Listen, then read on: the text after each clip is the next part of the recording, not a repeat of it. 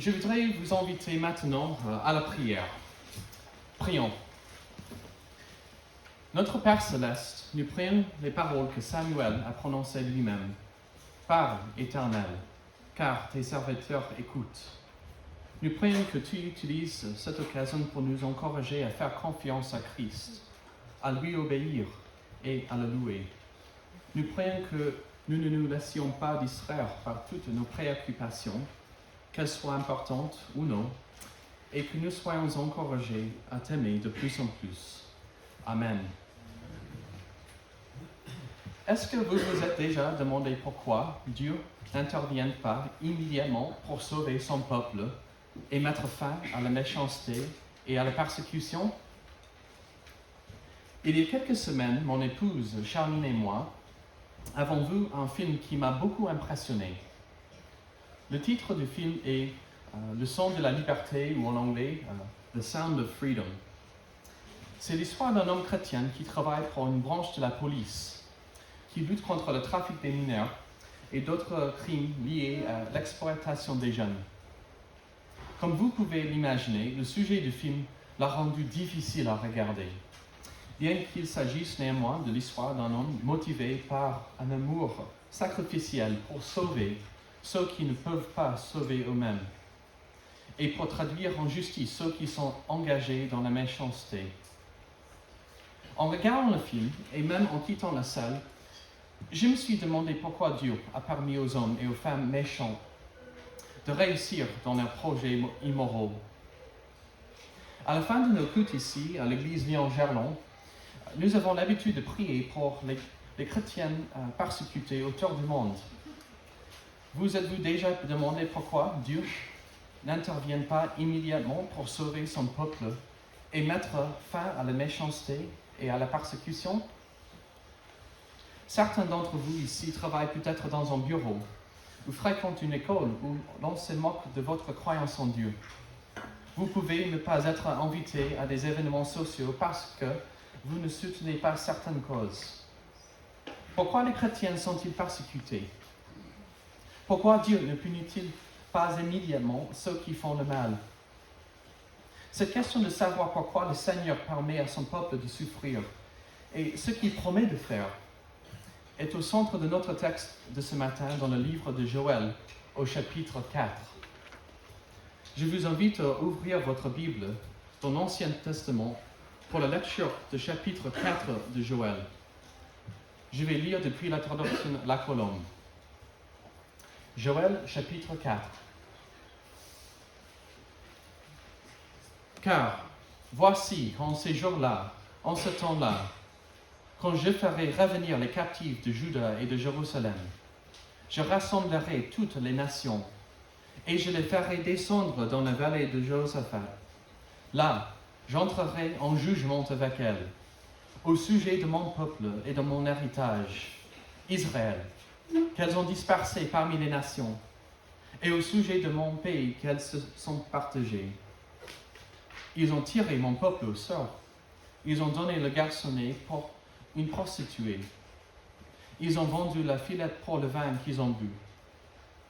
De même, que me voulez-vous, Tyr et Sidon, et vous tous, districts des Philistins? Voulez-vous perpétrer vos agissements contre moi? Si vous agissez contre moi, facilement et vite, je retournerai vos agissements sur votre tête. Vous avez pris mon argent et mon or, mes beaux objets précieux. Vous les avez emportés dans vos palais.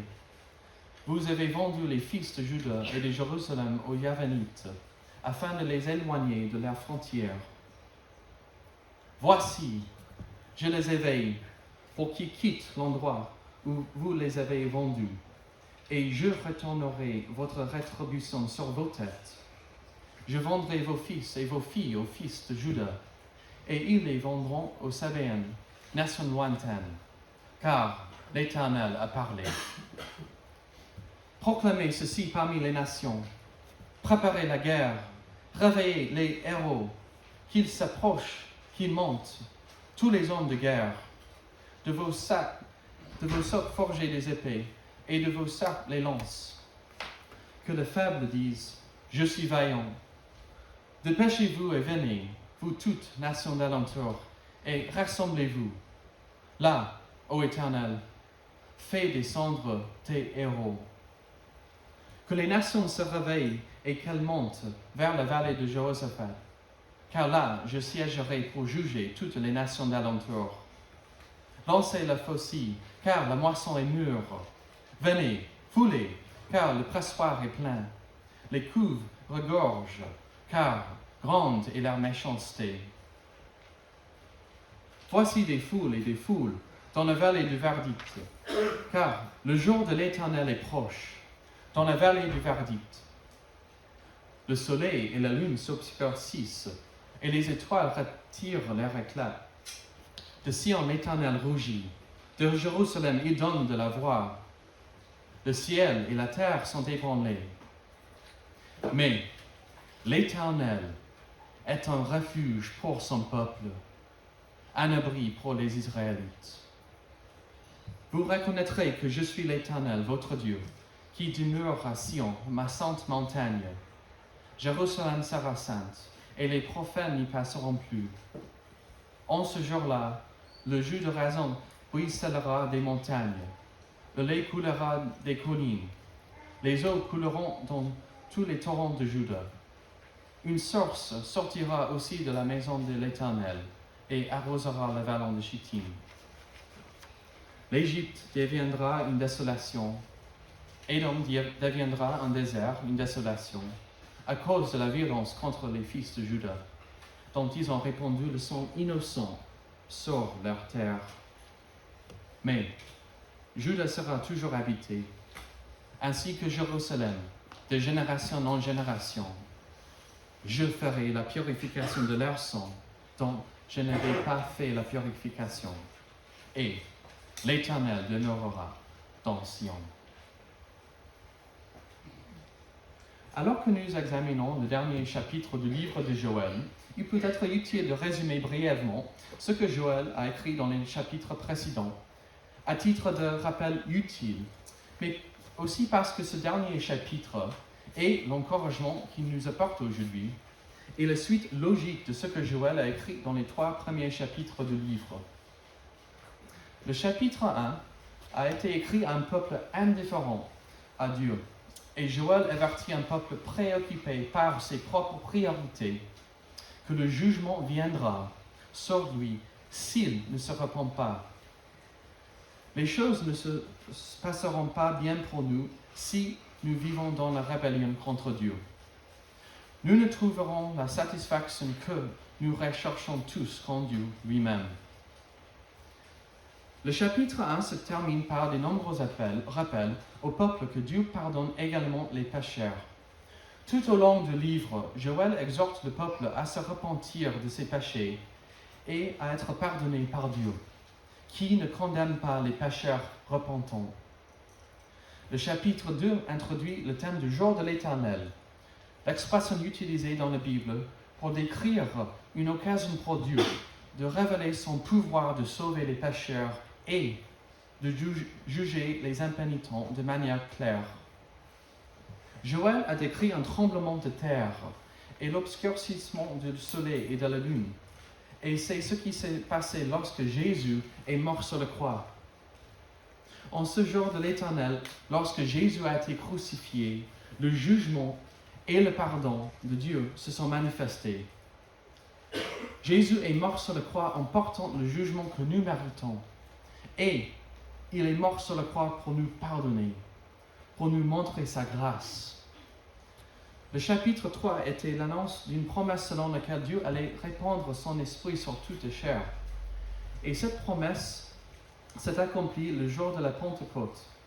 Ce jour-là, le Saint-Esprit a été donné à l'Église, permettant à un petit groupe de personnes, il y a 2000 ans, de se multiplier jusqu'à ce qu'il y ait aujourd'hui des chrétiens partout dans le monde. Notre chapitre de ce matin et la suite de Joël est, en tant que dernier chapitre, qui contient une vision de ce que Dieu va faire dans l'avenir. Ce que Dieu fera, comme nous le verrons, est destiné à nous encourager lorsque nous sommes confrontés à des difficultés, au découragement ou parfois à la persécution. Bien que Joël ait écrit à un peuple particulier il y a longtemps, l'espoir qu'il lui a offert est tout aussi pertinent pour nous aujourd'hui qu'il était pour lui. Et c'est dans cet esprit que nous considérons la première section de Joël 4, les versets 1 à 8. Les versets 1 à 8 nous indiquent que Dieu n'est pas indifférent à l'injustice et aux afflictions de son peuple. Comme nous le verrons dans ces versets, le peuple de Dieu, à l'époque où Joël écrivait, était maltraité et persécuté. Et dans ces 8 premiers versets, nous lisons une liste des péchés que d'autres nations ont commis contre lui.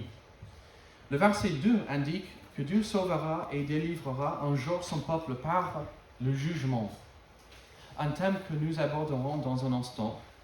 Mais dans ces 8 premiers versets, nous voyons une description de certaines des horreurs qui ont été commises contre son peuple par des ennemis. Le fait que ces horreurs aient été racontées par Joël indique que Dieu savait que son peuple était persécuté. Ce texte nous rappelle que lorsque nous sommes persécutés, éprouvés, moqués, nous ne sommes pas seuls. Quand nous sommes confrontés à une épreuve, Dieu le sait. Joël explique que la solution de Dieu est un jugement dont nous parlerons, mais pour l'instant, le point est que Dieu n'est pas indifférent aux injustices et aux afflictions de son peuple. Ces horreurs étaient exactement cela, horribles. Mais le fait que Joël les ait écrites indique que Dieu était conscient de son peuple et de leurs souffrances. Mais quelles étaient ces horreurs précisément? Dans ces versets, nous lisons que les ennemis de Dieu, dans ces versets, nous lisons que les ennemis du peuple de Dieu les ont capturés et les ont dispersés au milieu d'autres groupes, ceux qui n'ont pas suivi Dieu ni obéi à sa loi. Le verset 3 nous donne une idée des mauvaises pratiques contre les enfants. Des jeunes ont été vendus en impliquant forcément une séparation de leurs parents et en les vendant probablement en esclavage. Ils ont dépensé les profits en achetant du vin et en profitant des prostituées. Comme nous l'avons déjà dit, cela n'était pas seulement une pratique d'il y a quelques milliers d'années, mais le sujet du film dont j'ai fait référence concerne des enlèvements d'enfants pour des mauvaises raisons dans le monde aujourd'hui.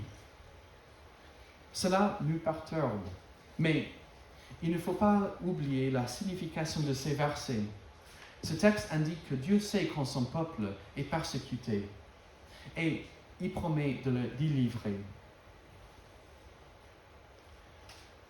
Le texte poursuit la liste des péchés, y compris le fait de vider le temple de Dieu pour meubler les temples d'autres faux dieux. Bien que ces détails puissent être éloignés de notre vie quotidienne, le verset 7 contient un rappel pratique pour nous aujourd'hui, alors que nous sommes confrontés à des défis, à l'hostilité des autres pour notre foi et peut-être à la persécution. Le mot « je » est utilisé 2 fois, se référant à Dieu. Dieu est celui qui sait quand son peuple est persécuté et, comme l'indique ce chapitre, il jugera les oppresseurs de son peuple.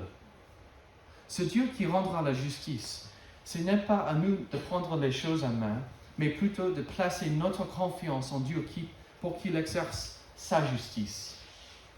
Dans le Nouveau Testament, l'apôtre Paul écrit cette même vérité dans Romains chapitre 12, verset 19.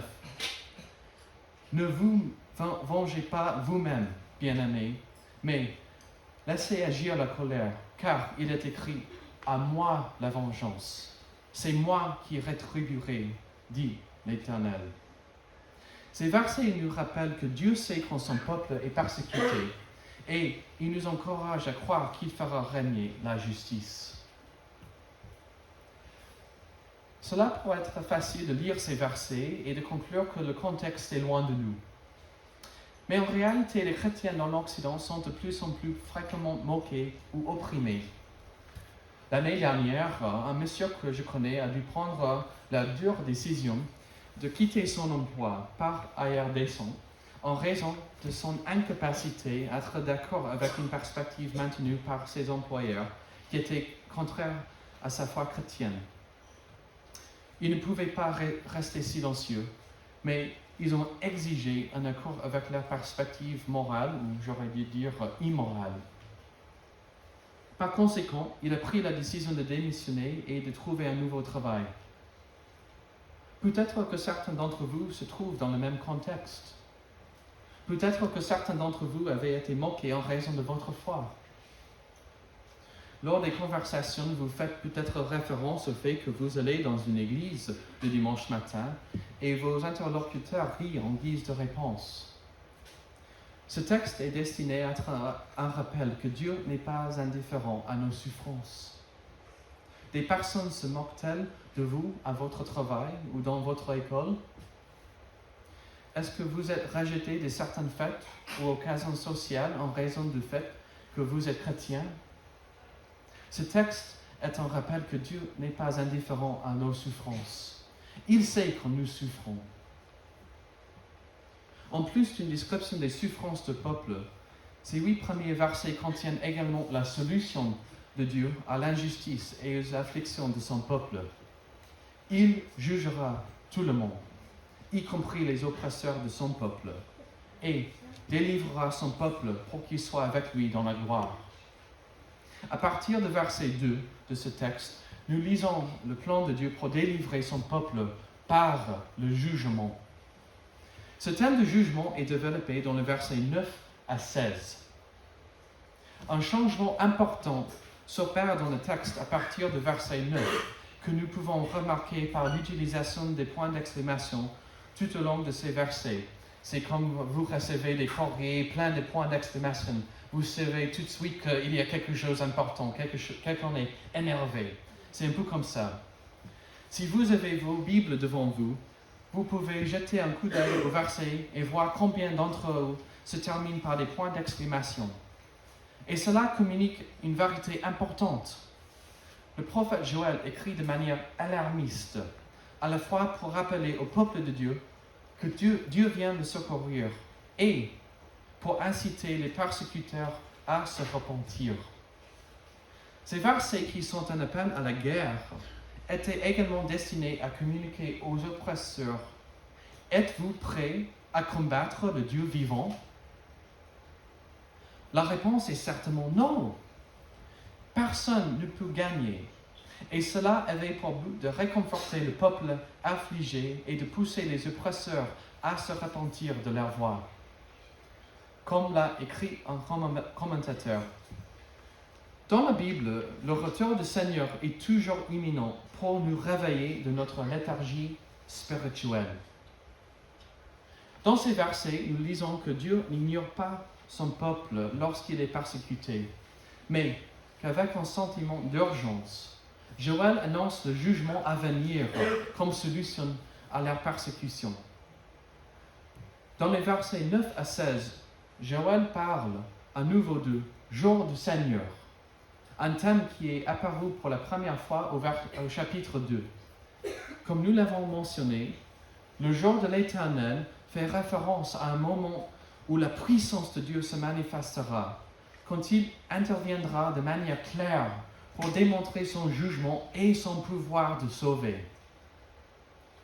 Les descriptions que Joël a écrites au chapitre 2 sont celles que nous lisons dans le Nouveau Testament lorsque Jésus a été crucifié.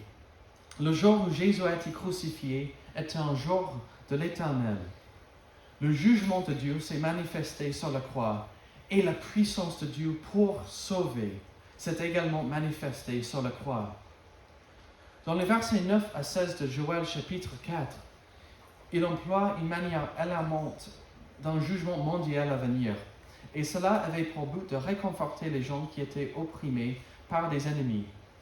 Que leurs ennemis feraient face à un jugement par un Dieu juste pour leurs péchés et leurs crimes, et que leur persécution prendrait fin. Dans cet esprit, je voudrais attirer votre attention sur le verset 16. Verset 16, merci de lire ce verset à nouveau avec moi. De Sion, l'Éternel rougit. De Jérusalem, il donne de la voix. Le ciel et la terre sont ébranlés. Mais l'Éternel est un refuge pour son peuple, un abri pour les Israélites. Cette façon poétique de décrire Dieu est destinée à nous encourager. La première partie de ce verset reflète la puissance de Dieu. Lorsqu'il vient juger, il le fait avec puissance. Nous pouvons penser à de nombreux exemples dans la Bible où Dieu a démontré sa puissance dans le jugement de manière miraculeuse. Pensez à Moïse, traversant la mer avec le peuple, qui était esclave en Égypte depuis des générations, persécuté par des pharaons qui servaient des faux dieux.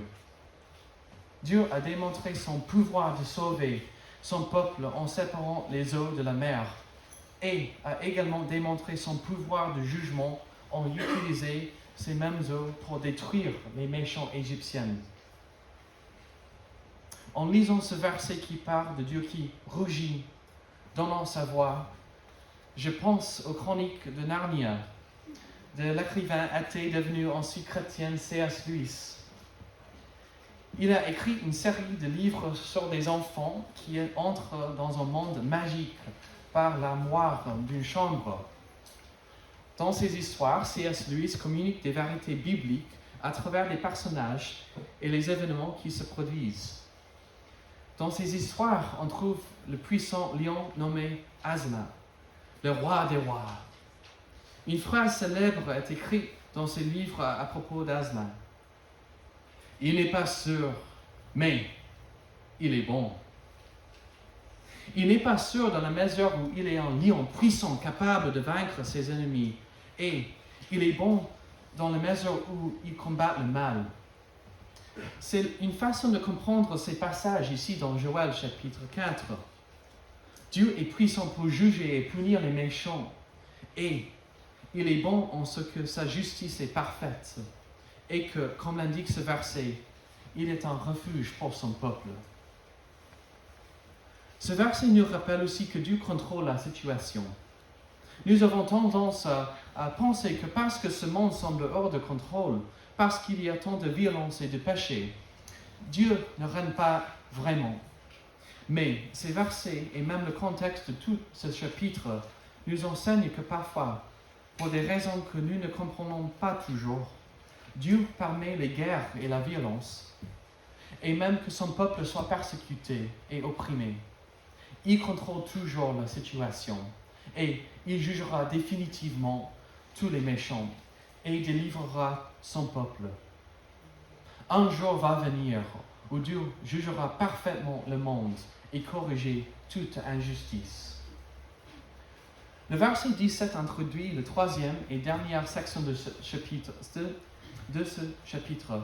Et le point principal est que le jour du jugement sera aussi le jour de la délivrance finale des croyants et du parachèvement du projet de Dieu. En d'autres termes, c'est après le jugement que le peuple de Dieu sera délivré dans sa nouvelle création. Dieu a un avenir glorieux pour son peuple.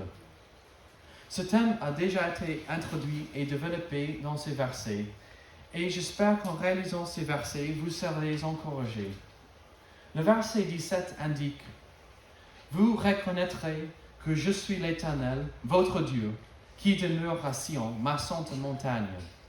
Jérusalem sera sainte, et les profanes n'y passeront plus. » Jérusalem est mentionné, et à cause de la guerre actuelle, cela serait utile de mentionner que la Bible fait référence à Jérusalem avec une signification symbolique, comme un lieu où le peuple de Dieu vit et l'adore selon sa parole. Le plan de Dieu a toujours été d'étendre Jérusalem, la ville de David, de Dieu, où son peuple vit dans une adoration joyeuse et une obéissance à lui, jusqu'aux extrémités de la terre. De nombreux versets de l'Ancien Testament parlent du plan de Dieu pour le monde entier, et pas seulement pour Jérusalem ou Israël. À cette question de Jérusalem et d'Israël se pose la question de savoir qui constitue les habitants de la cité de Dieu. La réponse claire de l'Ancien et du Nouveau Testament et que le peuple de Dieu est celui qui lui appartient par la foi. C'est par grâce et non par race que nous sommes son peuple. Le thème d'Israël, et plus particulièrement ce que signifie être membre d'Israël, est abordé dans le livre de Romains, dans les chapitres 9 à 11, que notre pasteur Alex a prêché l'année dernière. Et j'aimerais encourager ceux d'entre vous qui ont des questions à écouter ces prédications et à étudier Romains 9 à 11. Permettez-moi de dire délibérément qu'en tant que chrétiens, nous devons prier pour que cette guerre se termine et que les chrétiens puissent aider tous ceux qui sont touchés par cette guerre.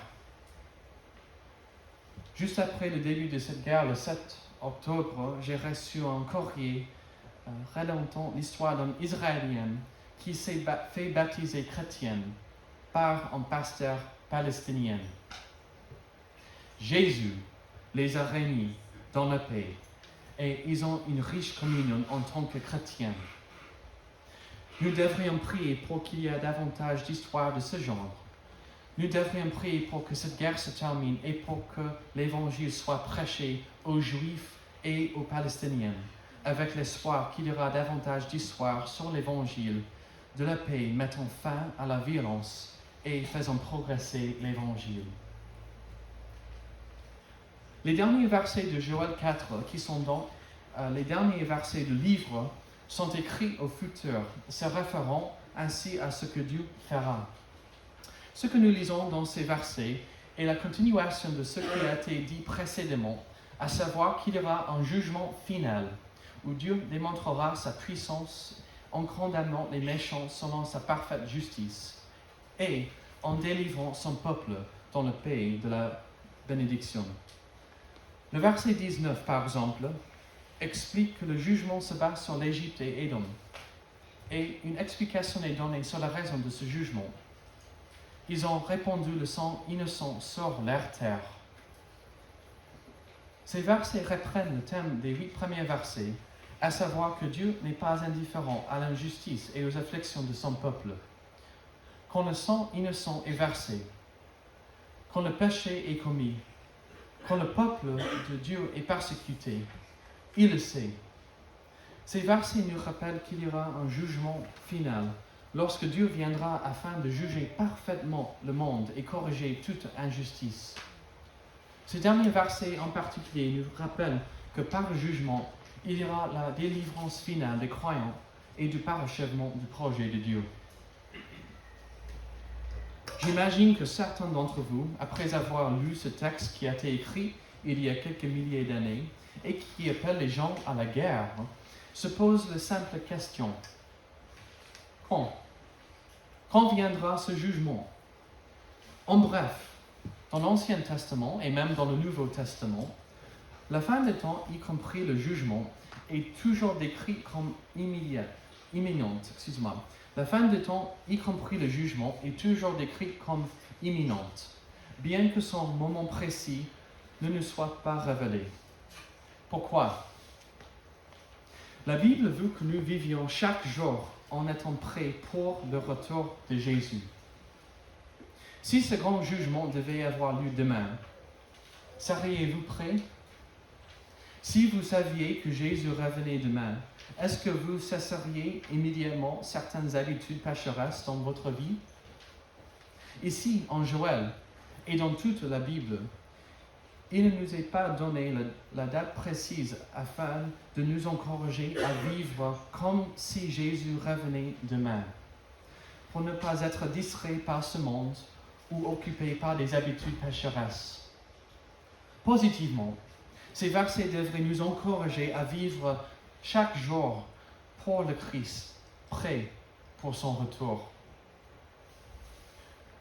Au cours de l'étude de ce chapitre, nous avons discuté 2 idées qui, si vous êtes un peu comme moi, vous n'associez pas naturellement: le jugement et le réconfort. Lorsque nous entendons le mot jugement, nous pensons souvent à des gens mauvais comme ceux décrits au verset 6, des gens qui vendent des enfants pour acheter du vin et des prostituées. Notre réaction naturelle est souvent « il mérite le jugement ».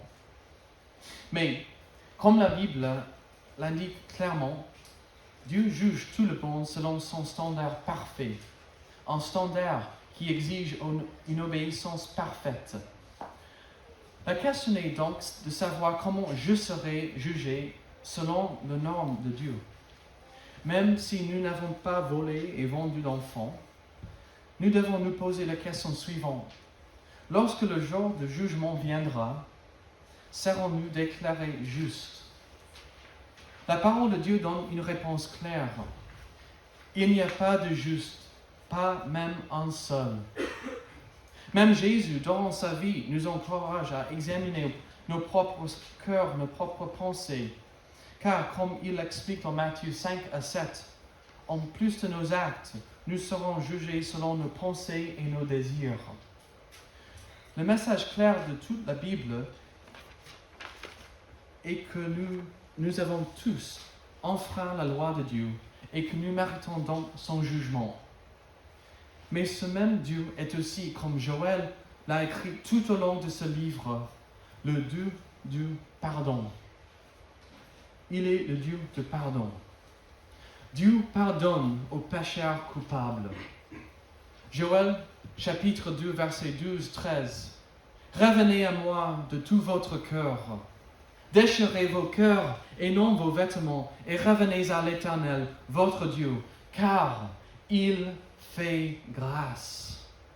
Il est compatissant, lent à la colère et riche en bienveillance. Oui, Dieu promet de juger les méchants. Il nous jugera tous selon nos actes, nos pensées et nos désirs. Et il promet aussi de pardonner à tous ceux qui se repentent de leurs péchés et qui placent leur confiance dans le Christ et dans son sacrifice pour les pécheurs sur la croix. C'est ainsi que nous devons comprendre la relation entre le jugement et le réconfort. Bien que nous soyons pécheurs, le Christ est mort sur la croix pour nous pardonner. Et grâce au sacrifice de Christ pour nous sur la croix, nous n'avons pas à craindre le jugement. Dans Joël chapitre 3, verset 5, nous lisons « Alors, quiconque invoquera le nom de l'Éternel sera délivré. » Ce thème de la relation entre le jugement et le réconfort est traité dans le catéchisme d'Heidelberg, que notre Église utilise durant des études pour clarifier l'enseignement biblique. Voici la question 52. Que t'assure le retour du Christ pour juger les vivants et les morts? La réponse: dans toute peine et persécution, j'attends du ciel, la tête haute, comme juge, celui-là même qui s'est auparavant présenté pour moi devant le tribunal de Dieu, éloignant ainsi de moi toute malédiction. J'attends aussi qu'il jette dans la damnation éternelle tous ses ennemis et les miens, et qu'il me prenne, au contraire, avec tous les élus, dans la joie et la gloire céleste. Le catéchisme établit ici un lien clair entre le jugement et le réconfort. Et ce qu'il nous enseigne, c'est qu'en tant que chrétiens, nous pouvons trouver de réconfort en pensant au jugement. Tout d'abord, la justice sera rendue. Les méchants seront punis. La réflexion sur le jugement est également réconfortante pour les chrétiennes, car elle nous rappelle la croix, où Jésus est mort pour nous pardonner, pour pardonner aux pécheurs que nous sommes. Sur la croix, Jésus a enduré le châtiment que nous méritions pour nos péchés. En d'autres termes, Jésus est le lien entre le jugement et le réconfort, car c'est par la foi en Jésus que nous serons délivrés du jugement pour la gloire céleste. Nous avons commencé par réfléchir aux raisons pour lesquelles les chrétiens sont souvent persécutés. Pourquoi les malfaiteurs parviennent-ils à atteindre leurs objectifs malveillants? Joël 4 nous rappelle que Dieu sait quand nous souffrons. Il sait quand son Église est persécutée. Comme Joël l'explique, Dieu ne laissera pas son peuple être persécuté éternellement. Nous ne souffrirons pas éternellement, mais il jugera tout le monde et punira les méchants. La promesse de l'Évangile est que pour ceux qui se sont repentis de leurs péchés et qui ont placé la foi dans le Christ pour notre pardon, nous n'avons pas à craindre le jugement, mais nous pouvons nous réjouir que, par le jugement, le Christ nous amènera dans la gloire céleste. Le jour du jugement sera aussi le jour de la délivrance finale des croyants et du parachèvement du projet de Dieu. Avec cette espérance, je vous invite à la prière. Prions. Merci notre Dieu pour ta parole qui nous donne l'assurance que tu nous écoutes. Tu connais nos souffrances et tu sais quand ton Église est persécutée. Donne-nous la foi de placer notre confiance en toi pour le jugement des méchants. Et donne-nous le courage et la force de supporter la persécution. Nous prions également que tu nous donnes une compréhension certaine que si nous nous sommes repentis de nos péchés et avons placé notre confiance en Jésus, son sacrifice pour nous pardonner, nous n'avons pas raison de craindre le jugement, mais grâce à toi, nous pouvons trouver un réconfort en réfléchissant au fait que tu as éprouvé la punition que nous méritons. Et après le jugement final, ton peuple sera délivré et membre de la nouvelle création pour vivre avec toi dans la joie pour toute l'éternité. Nous prions que cette vérité nous encourage. Au nom de Jésus. Amen.